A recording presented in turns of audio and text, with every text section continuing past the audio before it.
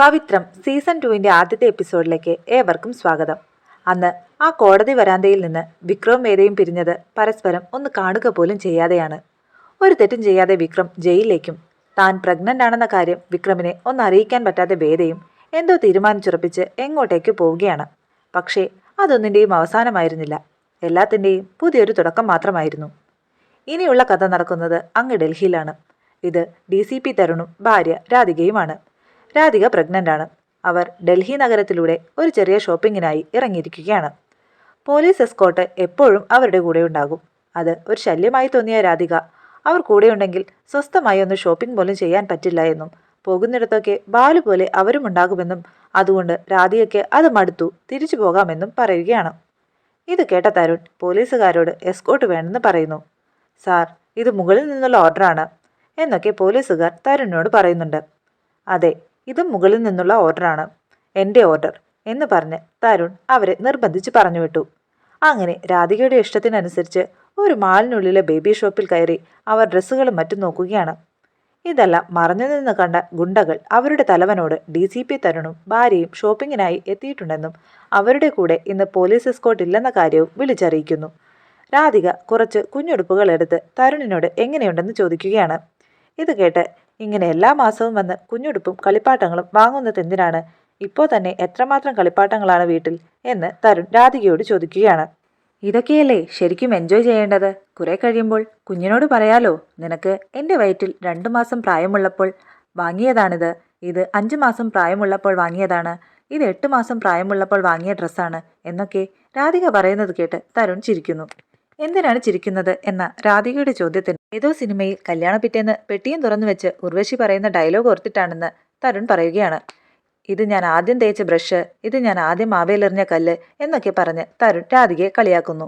കഷ്ടമുണ്ടിട്ടോ, എനിക്ക് തലയ്ക്ക് വട്ടൊന്നുമില്ല എന്ന് രാധിക പറയുന്നു. ഞാൻ അങ്ങനെ ഉദ്ദേശിച്ച് പറഞ്ഞതല്ല എന്ന് തരുൺ പറഞ്ഞപ്പോൾ രാധിക ചിരിക്കുകയാണ്. പിന്നീട് ഒരു ജീപ്പ് ടോയ് എടുത്ത് തരുൺ രാധികയ്ക്ക് കൊടുത്തിട്ട് ഇത് എങ്ങനെയുണ്ടെന്ന് ചോദിക്കുന്നു. കൂട്ടത്തിൽ എന്തെങ്കിലും കഴിക്കണോ? മുകളിൽ ഫുഡ് കോർട്ട് ഉണ്ടെന്നും തരുൺ പറയുകയാണ്. ഏയ്, എനിക്കൊന്നും വേണ്ട എന്ന രാധികയുടെ മറുപടി കേട്ട് തരുൺ ചോദിച്ചു. സാധാരണ ഗർഭകാലത്ത് പെണ്ണുങ്ങൾക്ക് കഴിക്കാനുള്ള സാധനങ്ങളോട് ഭയങ്കര ആർത്തിയാണെന്നാണ് കേട്ടിട്ടുള്ളത്. പച്ചമാങ്ങയോ മസാല ദോശയോ അങ്ങനെ എന്തെങ്കിലും. നിനക്ക് ഭക്ഷണമെന്ന് കേട്ടാലേ അലർജിയാണല്ലോ എന്ന്. അതൊക്കെ സിനിമകൾ ഉണ്ടാക്കി വെച്ചിരിക്കുന്ന നറേറ്റീവ് ആണെന്നും സിനിമയിലൊക്കെ നായകൻ നായിക ഗർഭിണിയാണെന്ന് അറിഞ്ഞാലുടനെ എടുത്ത് വട്ടം കറക്കാറുണ്ട്. വയറ്റിൽ ചെവി ചേർത്ത് വെച്ച് കുഞ്ഞ് സംസാരിക്കുന്നുണ്ടോ എന്ന് നോക്കാറുണ്ട്. നിങ്ങൾ അങ്ങനെ എന്തെങ്കിലും ചെയ്യാറുണ്ടോ? അതാണ് സാധാരണ മനുഷ്യരുടെ ജീവിതം, രാധിക പറഞ്ഞു. ഇത് കേട്ട് ഹോം സയൻസിലാണ് ഡിഗ്രിയെങ്കിലും സോഷ്യൽ സൈക്കോളജിയാണ് ഇഷ്ടവിഷയം അല്ലേ എന്ന് തരുൺ ചോദിക്കുകയാണ്. എന്നിട്ട് ആ ജീപ്പ് ടോയ് എടുത്ത് വാങ്ങട്ടെ എന്ന് രാധികയോട് അഭിപ്രായം ചോദിച്ചു. തരുണേട്ടന് കുഞ്ഞു പെൺകുട്ടിയെ വേണമെന്നല്ലേ ആഗ്രഹം, അതുകൊണ്ട് ഇത്തവണ പെൺകുഞ്ഞിനുള്ള സാധനങ്ങൾ മാത്രം വാങ്ങിയാൽ മതിയെന്ന് രാധിക പറയുന്നു. അങ്ങനെ സംസാരിച്ചുകൊണ്ട് തിരിയുമ്പോഴാണ് ഗുണ്ടകളിൽ ഒരാൾ മറഞ്ഞിരുന്ന് അവരെ നിരീക്ഷിക്കുന്നത് തരുണിന്റെ ശ്രദ്ധയിൽപ്പെടുന്നത്. എന്തോ പന്തികേട് തോന്നിയ തരുൺ ചുറ്റുപാടും നോക്കുകയാണ്.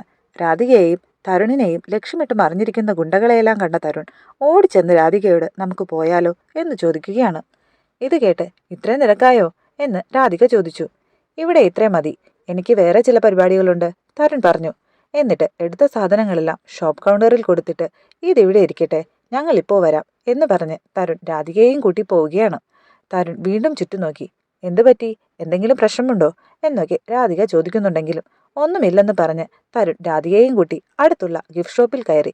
അവിടെ ഉണ്ടായിരുന്ന പെൺകുട്ടിയെ തൻ്റെ ഐഡന്റിറ്റി കാർഡ് കാണിച്ചിട്ട് കുറച്ചു നേരത്തേക്ക് ഈ കടയൊന്ന് ഷട്ടർ ഇടുകയാണ്, ഇവൾ ഇവിടെ കാണുമെന്നും പറഞ്ഞു. എന്നിട്ട് രാധികയെ കടയുടെ ഉള്ളിലാക്കി ഷട്ടറിട്ട് തരുൺ ഗുണ്ടകളുടെ നേർക്ക് ചെല്ലുകയാണ്. രാധിക എന്താണ് സംഭവിക്കുന്നതെന്ന് മനസ്സിലാക്കാതെ അമ്പരന്ന് നിന്നു. തന്റെ നേർക്ക് വന്ന ഗുണ്ടകളെ ഓരോരുത്തരെയായി തരുൺ ഇടിച്ചു വീഴ്ത്തി. ഗുണ്ടകൾ ഒന്നിനു പുറകെ ഒന്നായി തരുണിന് നേരെ വന്നുകൊണ്ടേയിരുന്നു. പുറത്തെന്താണ് നടക്കുന്നതെന്ന സംശയത്തിൽ രാധിക കടയുടെ ഷട്ടർ മുകളിലേക്ക് ഉയർത്തുകയാണ്. ഗുണ്ടകളുമായി മൽപ്പിടുത്തം നടത്തുന്ന തരുണിനെ കണ്ട് രാധിക ഒച്ചവെച്ച് പുറത്തേക്കോടി. ഗുണ്ടകളിൽ ഒരാളുടെ തല പിരിച്ച് ഓടിക്കുന്ന തരുണിനെ കണ്ട് പേടിച്ച് രാധിക തലചുറ്റി വീഴുകയാണ്. തരുൺ ഓടിച്ചെന്ന് രാധികയെ പിടിച്ചെഴുന്നേൽപ്പിച്ചു. ഇത് കണ്ട് ബാക്കിയുണ്ടായിരുന്ന ഗുണ്ടകളെല്ലാം ഓടി രക്ഷപ്പെട്ടു. വീണ വീഴ്ചയിൽ രാധികയ്ക്ക് ബ്ലീഡിംഗ് ഉണ്ടായി.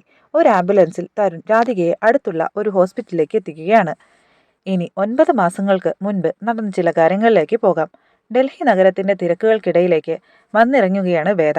ഒറ്റയ്ക്ക് പ്രഗ്നൻ്റായ വേദ ഒരു ബാഗുമായി തൻ്റെ പ്രിയപ്പെട്ട കൂട്ടുകാരി ശ്രേയയുടെ അടുത്തേക്ക് ചെല്ലുകയാണ്. കഴിഞ്ഞുപോയ കഥകളെല്ലാം ഓരോന്നായി വേദ തൻ്റെ കൂട്ടുകാരി ശ്രേയയോട് പറയുന്നു. എവിടേക്ക് പോകണമെന്ന് ഒരു നിശ്ചയം ഉണ്ടായിരുന്നില്ല. ബാഗും എടുത്ത് റെയിൽവേ സ്റ്റേഷനിലെത്തുമ്പോൾ ആദ്യം കണ്ടത് ഡൽഹിയിലേക്കുള്ള ട്രെയിനാണ്. അവരിൽ നിന്നും എൻ്റെ കുഞ്ഞിനെ രക്ഷിക്കാൻ എത്രയും ദൂരേക്ക് പോവുക എന്നല്ലാതെ എൻ്റെ മുന്നിൽ വേറെ വഴികളുണ്ടായിരുന്നില്ല, വേദ ശ്രേയയോട് പറഞ്ഞു. എവിടെയെങ്കിലും ഒരു ജോലി സംഘടിപ്പിക്കണം, എൻ്റെ കുഞ്ഞിനെ പ്രസവിക്കണം, വളർത്തണം. കോടതി വിധി എന്തായാലും വിക്രം പുറത്തു വരുമ്പോൾ കുഞ്ഞുമായി ഞാൻ അവിടെ ഉണ്ടാകണം, വേദ പറഞ്ഞു. നിന്റെ അച്ഛൻ ജില്ലാ ജഡ്ജിയായിരുന്നിട്ടും? ശ്രേയ ചോദിച്ചു. കൊല്ലാൻ തീരുമാനിച്ചിരിക്കുന്നത് സഹോദരനാണ്. നമ്മൾ എന്ത് ചെയ്താലും അയാൾ അത് ചെയ്തിരിക്കും. എൻ്റെ കുഞ്ഞിൻ്റെ ജീവൻ വെച്ച് എനിക്ക് അങ്ങനെ ഒരു റിസ്ക് എടുക്കാൻ വയ്യ, വേദ പറഞ്ഞു. അങ്ങനെ വേദയും ഡൽഹി നഗരത്തിലെ ഒരാളായി മാറുകയാണ്. വിക്രം ജയിലിനുള്ളിലും തുടരുകയാണ്. ശ്രേയ വേദയ്ക്ക് വക്കീൽ ഓഫീസിൽ ഒരു ജോലി ശരിപ്പെടുത്താൻ ഒരു ശ്രമം നടത്തി നോക്കിയെങ്കിലും അത് വിജയിച്ചില്ല. നമുക്ക് വല്ല കോൾ സെന്ററിലും തൽക്കാലത്തേക്ക് ഒരു ജോലി ട്രൈ ചെയ്താലോ എന്ന് ശ്രേയ ചോദിക്കുന്നു. അത് വിജയിക്കുകയും ചെയ്തു. അങ്ങനെ വേദയ്ക്ക് ചെറിയൊരു ജോലിയും ശരിയായി. ഇതിനിടയിൽ സുധാകരൻ മാഷും കമലയും വിക്രമിനെ കാണാൻ ജയിലിലെത്തി. നീ ധൈര്യമായിരിക്കെ, നാളത്തെ വിധി ഒരു പക്ഷേ നിനക്ക് അനുകൂലമാണെങ്കിലോ, മാഷ് വിക്രമിനെ സമാധാനിപ്പിച്ചു. വേദയുടെ ഉദരത്തിൽ ആ കുഞ്ഞു ജീവൻ വളർന്നുകൊണ്ടേയിരുന്നു. ശങ്കരൻ ഉത്തരം കിട്ടാതെ വിഷമിച്ചു. അങ്ങനെ അവസാനം ചന്ദ്രശേഖരൻ കൊലക്കേസിന്റെ വിധി വരികയാണ്. വിക്രമിന് ജീവപര്യന്തം തടവ് എന്ന വാർത്ത വേദയുടെ ഉള്ളിലയ്ക്കുന്നതായിരുന്നു. വേദ പൊട്ടിക്കരഞ്ഞു. വിക്രം നിയന്ത്രണം വിട്ട് അലറി. ആ വാർത്ത കമലയ്ക്കും സഹിക്കാനായില്ല. പക്ഷേ ശ്രീകാന്തും ദർശനും ആ വാർത്ത വളരെയധികം ആഘോഷമാക്കി. അങ്ങനെ ഇനിയൊരു പ്രതീക്ഷയുമില്ലാതെ വിക്രം ജയിലിനുള്ളിൽ തുടർന്നു. വേദയുടെ ഉദരത്തിൽ ആ കുഞ്ഞു ജീവൻ വളർന്നു വലുതാവുകയാണ്. ശ്രേയ വേദയോടൊപ്പം തന്നെയുണ്ട്. അങ്ങനെ ദിവസങ്ങൾ ഓരോന്നായി കടന്നു പോവുകയാണ്. വേദ തികച്ചും ഡൽഹി നഗരത്തിലെ ഒരാളായി മാറിക്കഴിഞ്ഞിരിക്കുന്നു. കമല എന്നും വിക്രമിനെ ഓർത്ത് കരച്ചിലാണ്. ഒരു മഴയുള്ള രാത്രി എല്ലാ പ്രതീക്ഷയും നഷ്ടപ്പെട്ട് കമല പുറത്തേക്ക് നോക്കിയിരുന്ന് കരയുകയാണ്. മാഷ് കമലയ്ക്ക് വേണ്ടി ചുക്ക് കാപ്പി ചൂടാറ്റി കൊണ്ടുവരികയാണ്. എന്തിനാ മാഷേ ഇത്? എനിക്ക് വേണമെന്നുണ്ടായിരുന്നില്ല, കമല പറഞ്ഞു. നിനക്ക് വേണമെന്നുണ്ടാകില്ല, പക്ഷേ കിടക്കുന്നതിന് മുൻപ് ഈ മരുന്നൊക്കെ കഴിപ്പിക്കേണ്ടത് എൻ്റെ ചുമതലയല്ലേ, മാഷ് കമലയോട് ചോദിച്ചു. എന്നിട്ട് ചുക്ക് കാപ്പി കമലയ്ക്ക് കൊടുക്കുകയാണ്. മാഷ് പുറത്തേക്ക് നോക്കിയിട്ട് ചോദിച്ചു. നല്ല മഴയാലേ, ആ ജനൽ അടച്ചേക്കട്ടെ, തണുത്ത കാറ്റ് വീശുന്നുണ്ട് എന്ന്. ഇത് കേട്ട് കമല പറയുകയാണ്.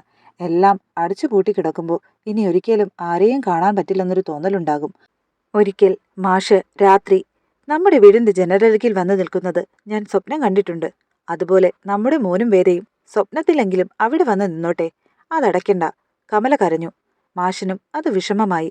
മാഷ് കമലയെ ചേർത്ത് പിടിച്ചു. സ്വപ്നത്തിൽ മാത്രമല്ല, ഒരിക്കൽ അവർ രണ്ടുപേരും ഒരുമിച്ച് വീട്ടുമുറ്റത്ത് വരും, അതുറപ്പാ, മാഷ് കമലയെ ആശ്വസിപ്പിച്ചു. അപ്പോഴേക്കും ഞാനുണ്ടാകുമോ മാഷേ? മാഷിന്റെ തോളിൽ ചാരിക്കിടന്ന കമല എഴുന്നേറ്റ് മാഷിനോട് ചോദിക്കുകയാണ്. മാഷ് കമലയെ ദയനീയമായി ഒന്ന് നോക്കി. കമല തുടർന്നു. ജീവിതം അവസാനിക്കാൻ പോകുന്ന കാലത്ത് എല്ലാവർക്കും ദൈവം ഓരോ നിമിത്തം കാണിക്കും. ഞാനും അങ്ങനെ ചിലത് ഇപ്പോൾ കണ്ടു തുടങ്ങി എന്നൊക്കെ കമല പറയുകയാണ്. എന്തൊക്കെയാ കമല നീ ഈ പറയുന്നത്? എന്ത് നിമിത്തം കാണുന്നെന്നാ? ആവശ്യമില്ലാത്തതൊക്കെ ചിന്തിച്ച് മനസ്സ് കലക്കാൻ നിൽക്കുന്നത് കൊണ്ടാ ഇങ്ങനെയൊക്കെ തോന്നുന്നത്, മാഷ് പറഞ്ഞു. നമ്മുടെ മകനെക്കുറിച്ചും വേദയെക്കുറിച്ചും ആലോചിക്കുന്നത് ആവശ്യമില്ലാത്തതാണോ മാഷേ? അവർ നമ്മുടെ മുന്നിൽ നിന്ന് പോയിട്ട് ഏതാണ്ട് ഒരു വർഷത്തോളമായില്ലേ? അതിനിടയിൽ എന്തൊക്കെ സംഭവിച്ചു? നമുക്കോ നമ്മുടെ മക്കൾക്കോ ഗുണമുള്ളത് എന്തെങ്കിലും ഉണ്ടായോ എന്നൊക്കെ കമല ചോദിക്കുകയാണ്. നമ്മൾ പരിശ്രമിക്കുന്നില്ലേ, അത്രയല്ലേ നമുക്ക് പറ്റൂ.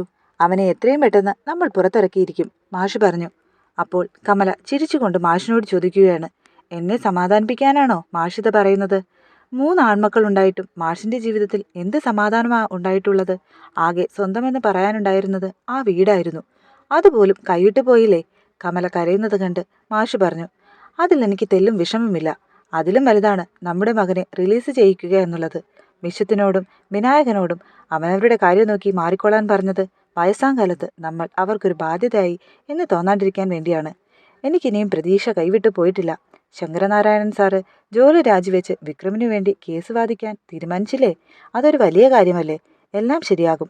അധികം വൈകാതെ വിക്രം പുറത്തിറങ്ങും. ഒരിക്കൽ പെട്ടുപോയ ചതിക്കുഴിയിൽ നിന്ന് ജീവിതകാലം മുഴുവൻ രക്ഷപ്പെടാൻ പറ്റാതെ പോയ ഒരു പാവമാണ് നമ്മുടെ മകൻ. ആദ്യമൊന്നും എനിക്കത് മനസ്സിലായില്ല. മനസ്സിലായപ്പോൾ അവനെയും അവൻ്റെ ഭാര്യയെയും സ്നേഹിക്കാൻ ദൈവം എനിക്കൊരു അവസരം തന്നതുമില്ല. എൻ്റെ മകൻ്റെ കാര്യത്തിൽ ദൈവനിശ്ചയം എന്തായാലും അവനെ പുറത്തിറക്കാൻ ഞാൻ ശ്രമിച്ചുകൊണ്ടേയിരിക്കും. അതിൽ വിജയിക്കുകയും ചെയ്യും. അവൻ പുറത്തിറങ്ങുമ്പോൾ നമ്മുടെ കൂടെ അവനെ സ്വീകരിക്കാൻ വേദയും ഉണ്ടാകും. അത് സംഭവിക്കണം. അതിന് നീ ഇങ്ങനെ എല്ലാം വിട്ടെറിഞ്ഞ് മനസ്സുകൊണ്ട് ഓടി ഒളിക്കുകയല്ല വേണ്ടത്. മനസ്സുറപ്പിച്ചു നിർത്തണം. തെറ്റായ തോന്നലുകൾ ഉള്ളിലുണ്ടാകുമ്പോൾ സ്വയം പറയണം, നമ്മുടെ മകൻ പുറത്തിറങ്ങുന്നതുവരെ ഈ ഭൂമിയിൽ ജീവിക്കേണ്ടത് നമ്മുടെ ആവശ്യമാണെന്ന്. അത് കാണാതെ പോയാൽ പരലോകത്തും നമുക്ക് ശാന്തി ഉണ്ടാകില്ല, മാഷ് പറഞ്ഞു. എന്നിട്ട് മാഷ് കമലയ്ക്കുള്ള ഗുളിക എടുത്ത് കഴിക്കാൻ കൊടുക്കുകയാണ്. മരുന്ന് കഴിക്കാതെ എന്തോ ആലോചിച്ചിരിക്കുന്ന കമലയെ നിർബന്ധിച്ച് മാഷ് ഗുളിക കഴിപ്പിച്ചു. എന്നിട്ട് ആ ജനലുകളും അടച്ച് കമലയോട് കിടന്നുറങ്ങാൻ പറയുകയാണ്. കൂടുതൽ ആലോചിച്ച് മനസ്സ് തളർത്തണ്ട, നാളെ ആശുപത്രിയിലേക്ക് പോകാനുള്ളതല്ലേ എന്ന് ചോദിച്ച് അപ്പുറത്തേക്ക് പോകാനൊരുങ്ങിയ മാഷിനോട് എവിടെ പോകുന്നു എന്ന് കമല ചോദിക്കുന്നു. ട്യൂഷൻ കുട്ടികളുടെ ടെസ്റ്റ് പേപ്പറുകൾ നോക്കണം. മാഷിനെ പിടിച്ചു നിർത്തി കമല പറഞ്ഞു.